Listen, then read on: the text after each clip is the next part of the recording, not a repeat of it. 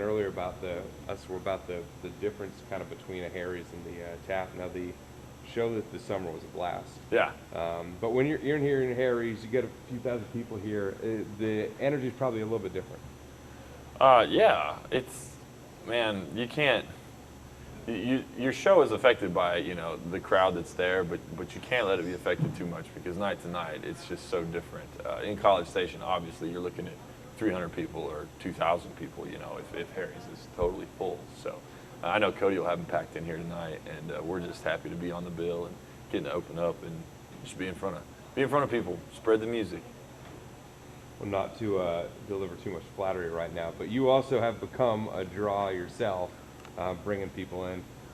Summer in 16 was enormous this summer. It was, and this is very truthful, it was my favorite song of the whole summer. It was one of those that I still use CDs. I'm not on the MP3 thing yet, I probably should, but it's one of those that I still keep clicking repeat on. Just riding off of that song did so well, it really generated a lot of buzz about you and your music. Yeah. I mean, people say that, radio's on its way out or whatever, but it's not for me, and it's not for Texas country. Radio works, and radio is awesome here in College Station. Two great stations that give us tons of support and tons of spins. Summer in 16 was really big this summer. And man, I just think it's, we're riding a good wave right now. Just kind of, there's some good momentum building behind the career, and yeah, we're good for some folks, but Cody's good for a few more. So it's fun to team up with Cody tonight and do this. Cody and I are actually heading to Las Vegas and doing the National Finals Rodeo, doing some stuff here in the coming weeks, which is going to be a lot of fun. Yeah, that's awesome. But yeah, it's great to be here. What is it like for you too with someone like Cody that I'm just being around from even watching Troubadour? We know that you guys play together a lot. There are certain people in Texas country that y'all do a lot of shows together. Mm-hmm. Do you develop that relationship where you can kind of prep that crowd to get ready for him, or vice versa? Well, yeah. I mean, I think people are excited to see us together because they've seen that combination before, and obviously it works. So we get to do it fairly often. But no, man. I mean, we do our show and he does his, but they happen to complement each other pretty well. So it's a pretty natural thing. That's awesome. Well, you mentioned to us working on a new album. Mm-hmm. Where are you at in that process? How is that going? Man, we just laid down all the basic tracks for a brand new project this week up in Nashville, and it sounds incredible. It's still in its infant stages. We're looking for a release in the spring, and there's a lot to be done between now and then. But the heavy lifting's done. The songs are written, and we've got basic tracks laid for them. So now it's just kind of putting icing on the cake, so to speak. With the songs written, tracks are down, is there any message you're getting across with this album? What can people expect from it? Or do you not want to say too much just yet? No, I mean, I'm happy to say the title, we know the title of the record, it's called Luck and Desire. And that's sort of a theme running through, just it's different takes on luck and desire from professional goals to, love to just all the ways that luck and desire play into your life. We all want certain things, but I think at the end of our lives, or even from this spot I'm in right now in my life, when I look back, the biggest things that have happened in my life, I had no choice in. I don't feel like it was something far bigger, than for, some people it's God, fate, luck, whatever you want to call it. It's things that are out of our hands control so much. And I guess that theme sort of weaves itself through the record, it's sort of an underlying theme, but man, it rocks. There's some really pretty moments on there, and there's some definitely foot stomping, boot scooting, driving stuff. So I'm really excited to get it out, but we'll be talking more about that in the spring for sure. Awesome. How has Troubadour and the Troubadour experience been? Oh, it's been unbelievable. Just, the chance to, again, another medium for people to find out about, what we've been up to, what I've been up to for a long time, really. I've been slugging it out and playing shows and making records for, quite a few years now. So the more people that can know, the better off we are. And Troubadour is just another venue, another outlet for people to be able to tap in and kind of see some of the behind the scenes and, see what's really going on in the life of some of these blue collar Texas Texas music artists.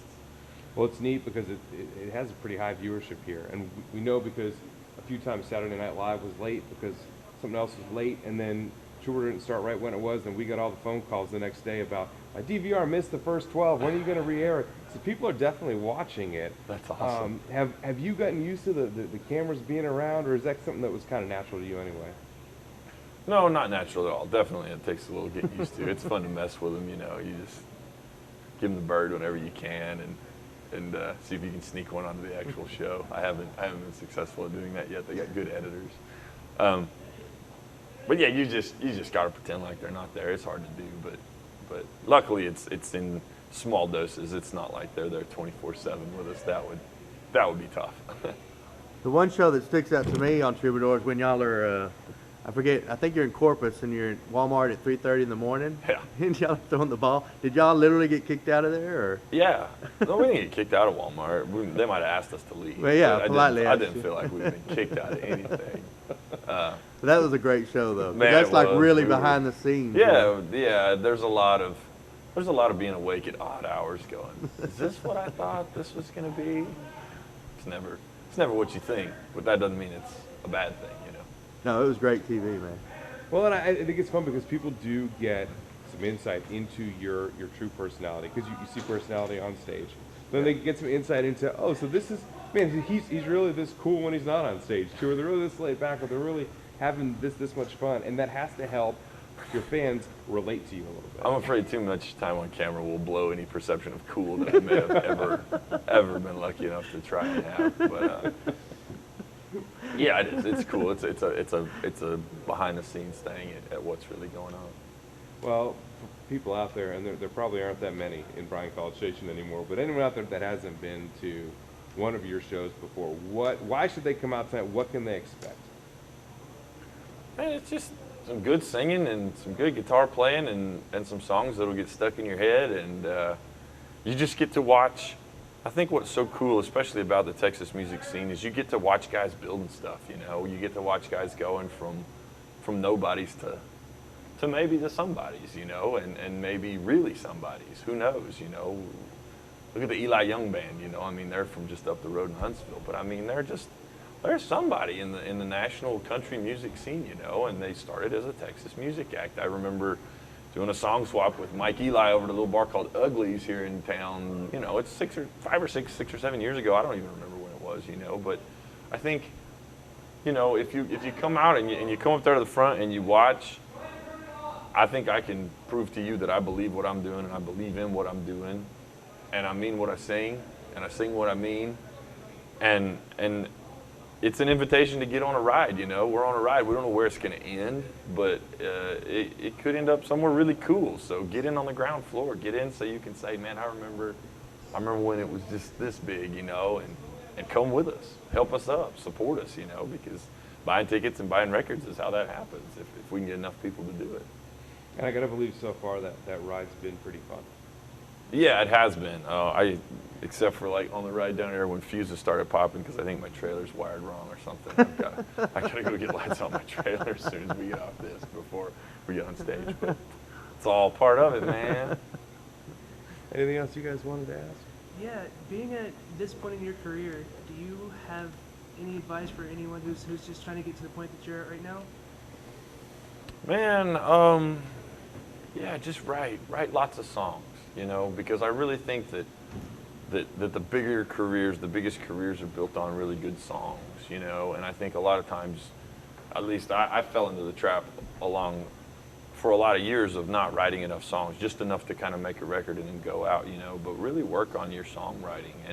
And if you're not a great songwriter and you know that, find great songwriters, because there's tons of songwriters out there that would love to hear their songs sung in front of a crowd as big as what's going to be in here tonight, you know, so get good songs.